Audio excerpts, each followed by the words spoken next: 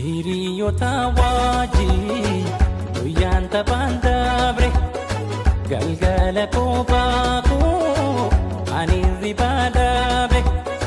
Hiriyoota wajjin guyyaan taphaan darbe galgala kophaa koo ani ribaa dhabe. Isuuf eekee lubbutoo salphaa miti onneef qalbii tantoo si harka jirti.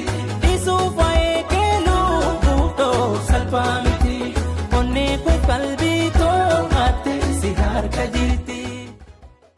Yooyaa jira jirtu kabajamtoonni fi jaalatamtoonni maatiiwwan hundee HD hundi keessan nagaa fi kabajaan keenya bakkuma jirtanitti isinaa qaqqabu isiniin jecha warroonni toora YouTube channel kanaaf immoo haaraa taatan toora YouTube channel kana subscribe godhaa akkasumas immoo viidiyoo kana like gochuudhaan maatiin of taasisan jennee jechuudha. Egaa har'a wanti ani isiniif qabadhee dhufe artistii Shukkurii Jamaal wallee mata dureen isaa natti cime jedhu qabatee as baheera jechuudha. Egaa walleen kun gadi lakkifama jedhamee haasa'amaa kan ture naannoo hojiyoota darbeera jechuudha yookiin immoo ji'oota lamatti kan dhiyaatu ni ta'a jechuudha.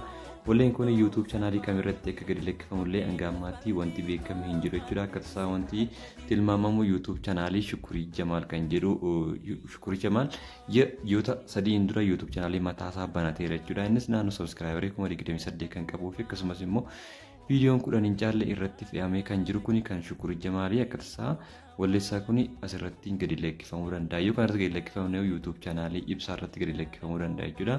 Innis naannoo followers 92,000 waan akkasii kan qabu irratti gadi lakkifamuu danda'a jechuudha. Kanaaf wallee kana hundi keessanuu yeroo inni gadi lakkifametti like gochuudhaan jajjabeessaa akkasumas immoo channel kana immoo subscribe godhaa isin jenna jechuudha.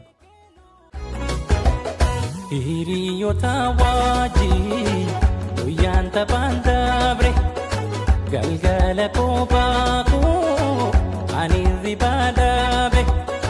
Hiriyoota wajjin guyyaan taphaan darbe galgala kophaa koo ani ribaa dhabe. Isuuf eekee lubbutoo salphaa miti onneef qalbii tantoo si harka jirti. Isuuf eekee lubbutoo salphaa miti onneef qalbii too si harka jirti. Hiriyoota wajjin guyyaan taphaan dabre galgala kophaa koo ani ribaa dhabe. Hiriyoota wajjin guyyaan taphaan darbe galgala kophaa koo ani ribaa dhabe.